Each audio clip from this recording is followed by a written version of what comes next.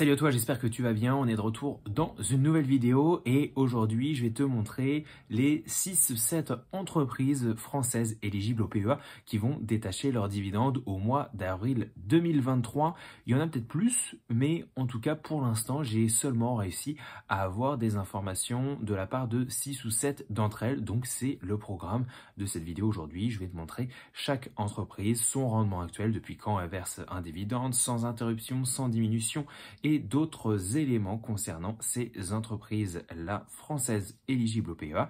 Donc, n'hésite pas à mettre dès à présent un petit pouce j'aime et à t'abonner pour voir et recevoir des vidéos comme ça toutes les semaines, tous les dimanches à 16h, 16h30, 17h parfois. Et je te propose maintenant de passer au vif du sujet et de commencer par la première entreprise. Et la première entreprise à détacher son dividende le 12 avril, c'est Thermador qui va proposer un dividende de 2,08 € pour être précis, soit une augmentation de 4% comparativement à l'exercice précédent. Thermador, qu'est-ce que c'est? Eh bien, c'est une entreprise spécialisée dans la commercialisation d'accessoires pour le chauffage central et la sécurité sanitaire. Après avoir enregistré des ventes au sommet en 2021 et avoir subi un retour à une certaine normalité en 2022, le groupe Thermador prévoit des perspectives assez prudentes pour 2023, mais il n'empêche que l'entreprise, qui est attachée à la régularité de sa redistribution auprès de ses actionnaires,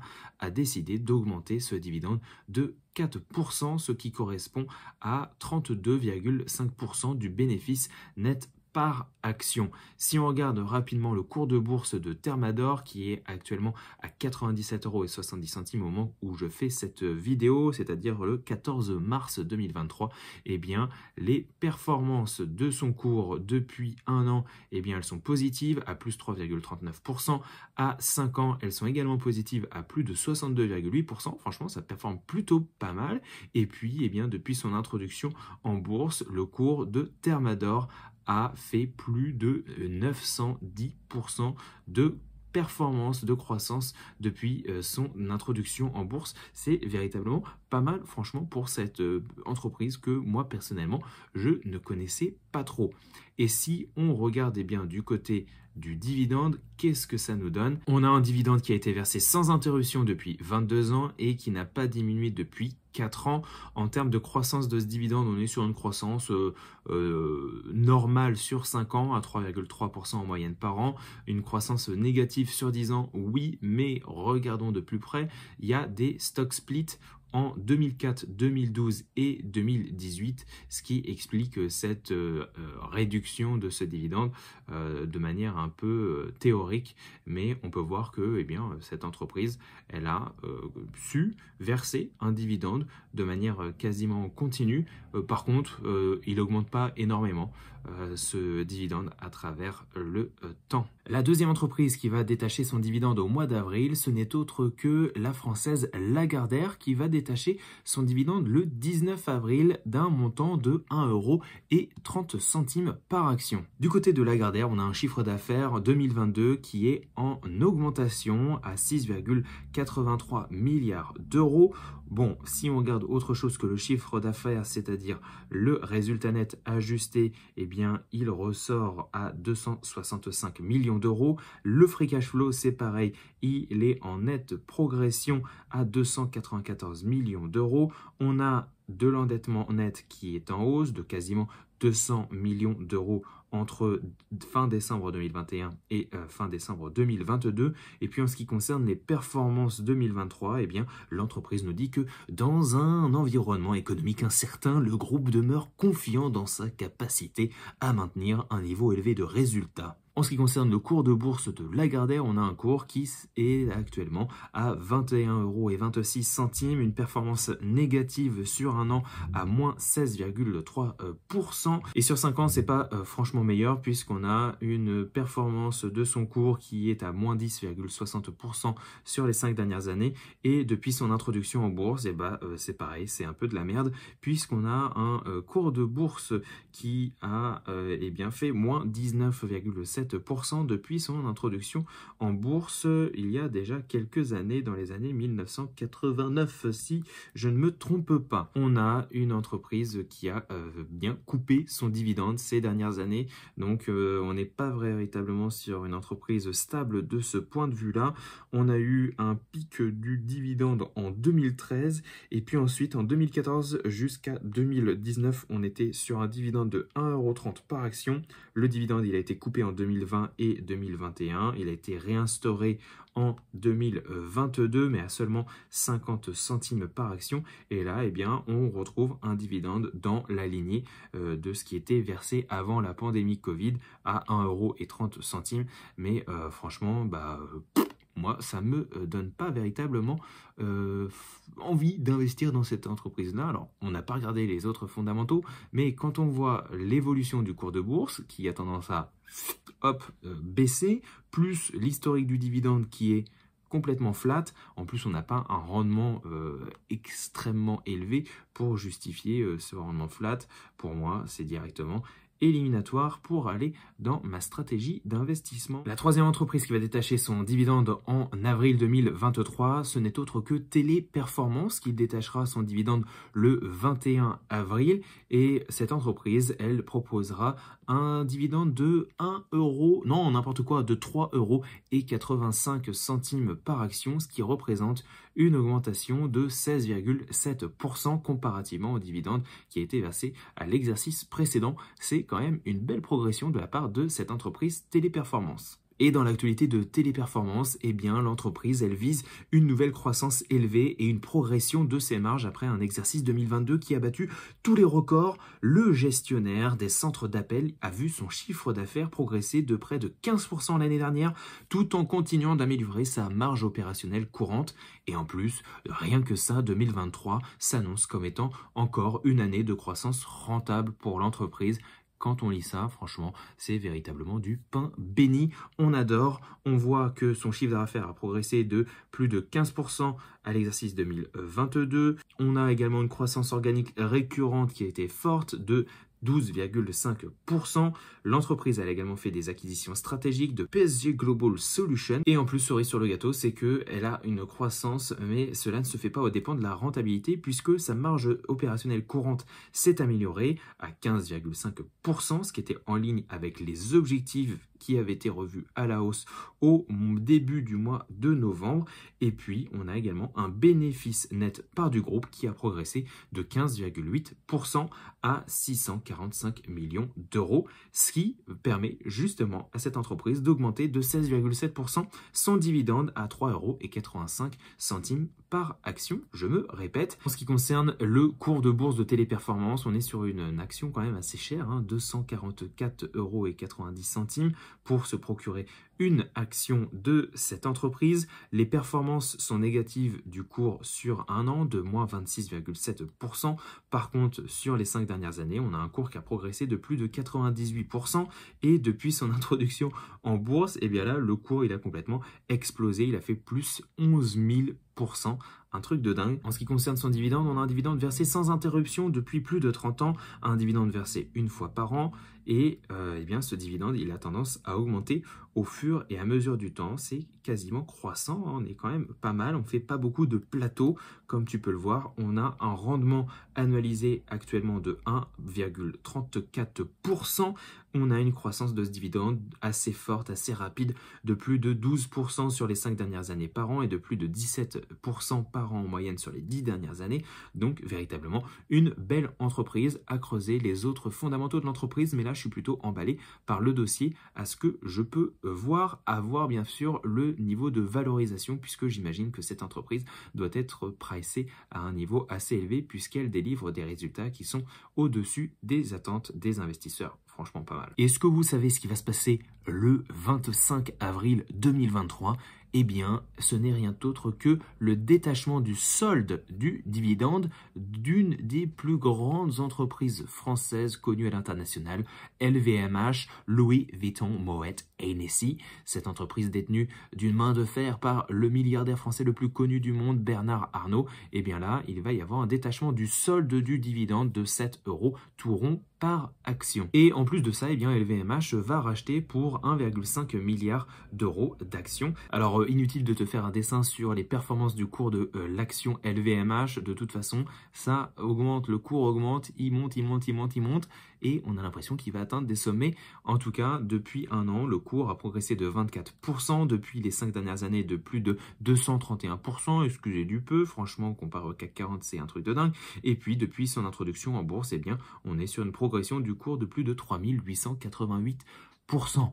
Et ouais, rien que ça, c'est véritablement un truc de dingue. En ce qui concerne le rendement de son dividende, on est sur un rendement du dividende annualisé de 1,52% avec un dividende total de 12 €. Et là, on aura donc le solde de 7 €. Voilà, je ne me trompe pas. Ce dividende, il a été versé sans interruption depuis 23 ans et il n'a pas diminué depuis 2 ans. Et puis, eh bien, la croissance de ce dividende, elle est extrêmement rapide au fur et à mesure du temps. Plus de 17% de croissance par an en moyenne sur les 5 dernières années et 14% par an en moyenne sur les 10 dernières années. Tu peux le voir, là, c'est véritablement un dividende qui a tendance à augmenter de manière extrêmement significative, malgré une baisse de ce dividende en 2020 pour un effort national. LVMH avait diminué ce dividende suite à la demande du gouvernement pour le Covid. Et ensuite, ils l'ont réinstauré et réaugmenté en 2021. Et là, ils pètent tout en 2022. On lâche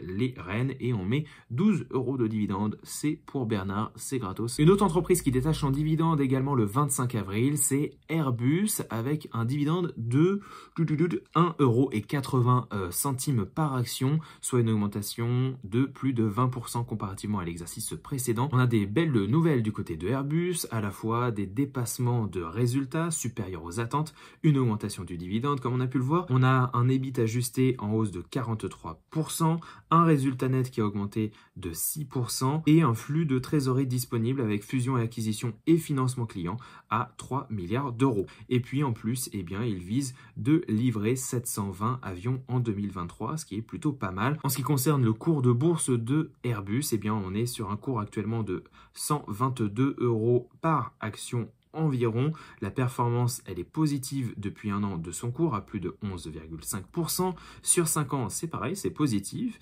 à plus de 30%. Et puis, depuis son introduction en bourse, c'est pareil, le cours de Airbus a progressé de plus de 453%. En ce qui concerne le dividende d'Airbus, on a un rendement de plus de 1,21%. Ce dividende de 2011 à 2019, il a bien augmenté en passant de 0,22 centimes à 1,65 €. En 2020-2021, c'est la coupure drastique avec le Covid et la pandémie qui a véritablement plombé Airbus, à la fois son cours et le dividende. Mais là, l'entreprise, elle l'a réinstauré. Alors, en deçà de ce qu'il était avant la pandémie, puisque là, on a un gap de 15 centimes par action. Mais bon, c'est tout de même ça pour les investisseurs et les actionnaires de l'entreprise Airbus. Une autre entreprise qui va détacher son dividende le 25 avril, ce n'est autre que Vinci. Ce dividende, il sera de 3 € par action tout rond et ça représente une augmentation de plus de 33% comparativement au dividende qui a été versé à l'exercice précédent. J'ai fait une vidéo dédiée à ce sujet sur la stabilité, la pérennité du dividende de Vinci avec différents critères de notation. Donc si tu veux voir ce que je pense de la part du dividende de Vinci et la notation du dividende, eh bien va voir la vidéo qui s'affichera ici ou là, comme ça, et on enchaîne directement sur la prochaine entreprise qui va verser un dividende. Et enfin, la dernière entreprise française éligible au PEA qui va détacher son dividende le 27 avril, ce n'est autre que l'entreprise, parce que je le vaux bien, L'Oréal, qui détachera un dividende de 6 € par action, soit une augmentation de plus de 25% comparativement à l'exercice précédent. Super. Et c'est pareil, L'Oréal, comme le secteur du luxe, ils ont encore enregistré des résultats de dingue. En 2022, on a une amélioration de sa rentabilité et une augmentation de 25% de son dividende. On a un résultat net part du groupe qui a progressé de 24% en 2022 avec une marge qui ressort à 19,5%.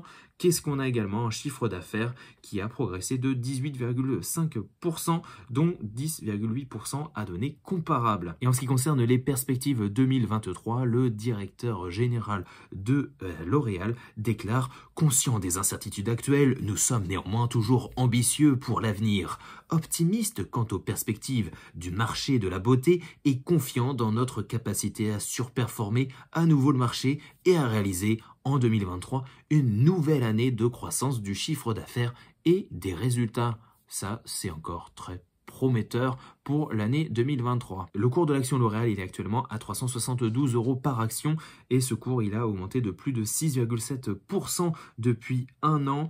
Il a progressé également de plus de 117% sur les 5 dernières années et quasiment plus de 4794% depuis son introduction en bourse. Encore une superbe envolée de ce cours de cette entreprise.